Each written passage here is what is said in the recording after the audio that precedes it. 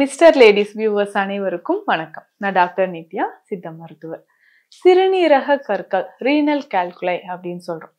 சிறுநீரக கற்கள்ல இருந்து குணம் பெற முடியுமா? ரொம்ப சிம்பிள். நிறைய பேர் சொன்ன விஷயம், வீட்டில் நான் இந்த மாதிரி ஹோம் ரெமெடி ட்ரை பண்ணியே எனக்கு கிட்னி ஸ்டோன் வந்து சரியாயிடுச்சு மேம் அப்படின்னு தான் சொல்லுவாங்க. ஏன்னா அது திரும்ப வருது, நான் இந்த மாதிரியான டயட்லாம் ஃபாலோ பண்றேன், அப்புறம் எனக்கு சரியாயிடுச்சு அப்படின்னு சொல்லுவாங்க. இந்த மாதிரி திரும்ப திரும்ப சிறுநீரக கற்கள் வரக்கூடியவங்க நிறைய பேர் இருக்காங்க. இல்லைங்க, எனக்கு சிறுநீரக கல் இருக்கு, இதுக்கு ஏதாவது வந்து கரெக்டான ஒரு டயட் அண்ட் மெடிசின், சித்த மருத்துவத்துல என்ன மருந்துகள் இருக்கு அப்படின்னு கேட்டீங்கன்னாலும் அதற்குமே தீர்வுகள் இருக்கு. பொதுவாக நம்ம உடல்ல நீர்ச்சத்து குறைபாடு இருக்கும் பொழுதுதான் கற்கள் உருவாகுது. சிறுநீரக கற்களோ இல்ல பித்தப்பையில் ஏற்படக்கூடிய கற்களோ நமக்கு உருவாகுது. ஸோ இது என்ன ஆகும்னா, கட்டிகள் உருவாகிறதும் அதனாலதான். இப்போ கழிவுகள் நிறைய சேரும் பொழுது நமக்கு ஏற்படுது.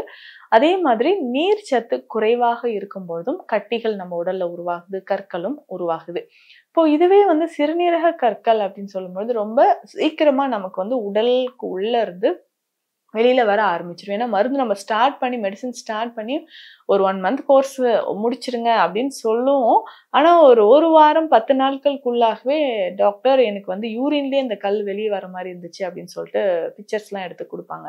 ஸோ அதுக்கப்புறம் நம்ம டெஸ்ட் பண்ணி பார்க்கும்போது சரியாயிடுச்சு அப்படின்னு இருப்போம்.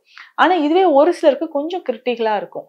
அந்த ஸ்டோன் வந்து எந்த லொக்கேஷன்ல, கிட்னில வந்து எந்த எந்த இடத்துல இருக்கு அப்படின்றது தெரியணும். அதுல உள்ள ஏதாவது இன்ஃப்ளமேஷன் இருக்கா, இல்ல அது வந்து யூரின் பேசேஜ்ல வரும்பொழுது என்ன ஆகும்னா, யூரிட்டர்லயா வரும்போதோ இல்ல பிளாடர்லயோ ஏதாவது ரத்த கசிவை வந்து ஏற்படுத்துதா, இல்ல இன்ஃப்ளமேஷன் இருக்கா, ஏதாவது தொற்று யூரின் ட்ராக்ட் இன்ஃபெக்ஷன் ஏற்படுதான்றதும் நம்ம தெரிஞ்சுக்கணும். ஸோ இந்த மாதிரியும் பாதிப்புகளை உண்டாக்குது, நிறைய பேருக்கு வந்து உண்டாக்குது. ஸோ அந்த சமயத்தெல்லாம் கொஞ்சம் கவனமாக மெடிசின்ஸ் வந்து நம்ம ஃபாலோ பண்றது அவசியம். இந்த மாதிரி இன்ஃப்ளமேஷன் இருந்துச்சுன்னா யூரின் பாஸ் பண்ணும்போது ஹெமச்சூரியா அப்படின்ற கண்டிஷன் இருக்கும். அதாவது யூரின்ல ரத்தம் கலந்து வெளியேற மாதிரி.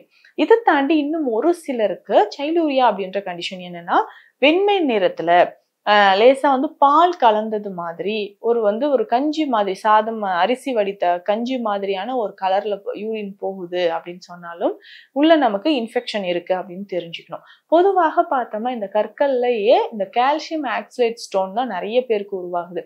ஸோ இந்த கால்சியம் ஆக்சலேட் ஸ்டோன் அப்படின்னு உருவாகும் போது இதுல கவனமா நிறைய பேர் செய்யற ஒரு விஷயம் என்னன்னா, கால்சியம் வந்து டோட்டலா அவாய்ட் பண்ணிடுவாங்க.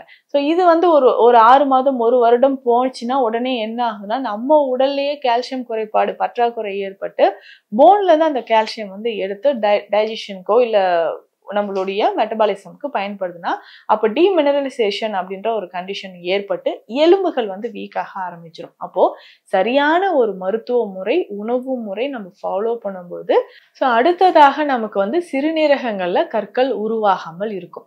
ஸோ இந்த மாதிரி நம்ம உணவு முறைகள் எதுங்க ஃபாலோ பண்ணலாம், இல்ல கீரைகள்லாம் சாப்பிடலாமா, சாப்பிடக்கூடாதா, இந்த மாதிரி நிறைய டவுட்ஸ் வந்து இருக்கும். உணவு முறைகளை பொறுத்த வரைக்கும் ஃபைபர் கண்டென்ட் இருக்கக்கூடிய உணவுகள் நிறைய சேர்த்து சாப்பிடணும். அதே மாதிரி நீர்ச்சத்து நிறைஞ்சிருக்கக்கூடிய உணவுகள். ஸோ இந்த மாதிரியான உணவுகளை நம்ம ஃபாலோ பண்ணும்போது சிறுநீரகங்கள்ல கற்கள் வராமல் நமக்கு இருக்கும்.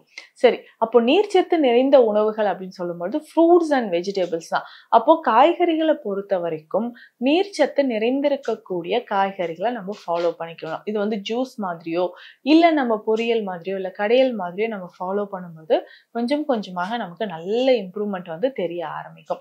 சரி, இதுக்கு பொதுவாகவே வந்து பார்த்தோம்னா நிறைய பேர் வந்து வாழைத்தண்டு ஜூஸ் நம்ம குடிக்கிறோம் அப்படின்னு சொல்லுவாங்க. வெள்ளை பூசணிக்காய், சுரைக்காய், இந்த மாதிரி நீர்ச்சத்து இருக்கக்கூடிய காய்கறிகளை நம்ம ஜூஸ் மாதிரி குடிக்கலாம். இதுல முக்கியமாக பார்த்தோம்னா இந்த கஷாயம் ரொம்ப சிம்பிளா எல்லார் வீட்லயும் இருக்கக்கூடிய ஒரு பொருள் தான். இதை பயன்படுத்தியும் நம்ம சிறுநீரக கற்களுக்கு பயன்படுத்திக்கலாம். என்னன்னு பார்த்தோம்னா பிரியாணி இலைகள். இந்த பிரியாணி இலைகள் வந்து பார்த்தோம்னா ஆன்டி இன்ஃப்ளமேட்டரி ப்ராப்பர்ட்டி இருக்கு. முக்கியமாக சருமம் சார்ந்த பிரச்சனைகளுக்கும் சரி, நம்ம உடல்ல இருக்கக்கூடிய கழிவுகள் வெளியேறவும் நமக்கு இது பயன்படுது. ஸோ 3 இல்ல 4 பிரியாணி இலைகள் இதனோட போட்டுட்டு ஒரு 3 கிளாஸ் தண்ணீர்ல ஒரு 4 பிரியாணி இலைகளை போட்டுட்டு 2 ஏலக்காய் இதுல சேர்த்துக்கணும். ஸோ சேர்த்து இதை நல்லா கொதிக்க வச்சு ஒரு 60 ml வந்ததுக்கு அப்புறம் வடிகட்டி தினமும் காலையில இது வந்து குடிச்சுக்கிட்டே வரணும். ஸோ இதை வந்து டெய்லி நம்ம ஃபாலோ பண்ணிட்டு இதனுடைய மருந்துகளும் நம்ம எடுக்கும்பொழுது கொஞ்சம் கொஞ்சமாக சிறுநீரக கற்களானது நமக்கு கரைந்து வெளியில வர ஆரம்பிக்குது. ஸோ இதற்கு வந்து சித்த மருந்துகள் வந்து நிறைய இருக்கு. ஸோ இப்போ இது வந்து எத்தனை நாட்கள் இந்த கஷாயத்தை நம்ம ஃபாலோ பண்ணணும் அப்படின்னு கேட்டிங்கன்னா 1 மாதம். ஸோ கரெக்டாக 1 மாதம் நம்ம ஃபாலோ பண்ண போகிறோம். டெய்லி காலையில் எம்டி ஸ்டொமக்கில் இதை குடிச்சிக்கிட்டே வரணும். இதனோட உணவு எடுத்ததுக்கு பிறகு குடிக்க வேண்டிய கஷாயமும் இருக்குது. சிறுபீலை குடிநீர் அப்படின்னு சொல்லக்கூடிய மருந்து. இந்த கஷாயத்தை நம்ம உணவு எடுத்ததுக்கு பிறகு காலை இரவு 2 வேளையும் நம்ம இந்த சிறுபீலை கஷாயத்தை பயன்படுத்தும் பொழுது கொஞ்சம் கொஞ்சமாக சிறுநீரகங்களில் இருக்கக்கூடிய கற்கள் நமக்கு வெளியில் வர ஆரம்பிக்கும். இது வந்து ரொம்ப முக்கியமான ஒரு விஷயம் சொல்லலைன்னா நிறைய பேருக்கு இந்த சிறுநீரக கற்கள் வந்து நமக்கு அடுத்தது ஒரு லெவலுக்கே போக முடியலைங்க. யூரின் போனாலும் எரிச்சலா இருக்கு, முதுகு பக்கத்துல அதிகமான வலி இருக்கு, பெயின் சொல்லும் போதே நமக்கு தெரியும், இடுப்புல இருந்து முன்னாடி வயிறு வரைக்குமே ரொம்ப வலிக்குது அப்படின்னு சொல்லுவாங்க. வாந்தி வர மாதிரி இருக்கு, எந்த உணவு பார்த்தாலும் பிடிக்காத மாதிரி இருக்கு அப்படின்லாம் சொல்லுவாங்க. ஸோ இதை நம்ம சரி செய்யறதுக்கு இந்த மாதிரி நம்ம மருந்து முறைகளை ஒரு மாதம் ஃபாலோ பண்ணாலே நிரந்தரமாக நமக்கு சிறுநீரக கற்கள் குணமாகும். அதே மாதிரி இந்த சிறுபீலை குடிநீரும் நமக்கு பயன்படுது அப்படின்னு சொல்லலாம். ஸோ அடிக்கடி இடையில நம்ம என்ன பண்ணணும்னா நெல்லிக்காய் சாறு, வெள்ளை பூசணி சாறு, மாதுளை சாறு வந்து ரொம்ப முக்கியம். ஸோ மாதுளை ஜூஸ் வந்து நம்ம குடிச்சிக்கலாம். அருகம்புல் ஜூஸ் இதெல்லாம் குடிக்கும் பொழுது என்ன ஆகும்னா கொஞ்சம் கொஞ்சமாக அந்த சிறுநீரக கற்கள் ஆனது வெளியில வர ஆரம்பிக்கும். ஸோ வெளியில வந்துருச்சு, திரும்பவும் வராமல் இருக்கணும்னா அடுத்த 1 மாதத்திற்கும் கொஞ்சம் டயட்டை வந்து நம்ம ஃபாலோ பண்ணும்பொழுது நிரந்தரமாக இந்த சிறுநீரக கற்கள் பிரச்சனையிலிருந்து நமக்கு விடுதலை கிடைக்கும். ஸோ இந்த பதிவில் ரீனல் கால்குலை அப்படின்னு சொல்லக்கூடிய சிறுநீரக கற்களுக்கு என்னென்ன சித்த மருந்துகள், ஹோம் ரெமிடிஸ் என்ன இருக்கு அப்படின்றத பார்த்தோம். மீண்டும் அடுத்த பதிவில் சந்திக்கலாம். நன்றி.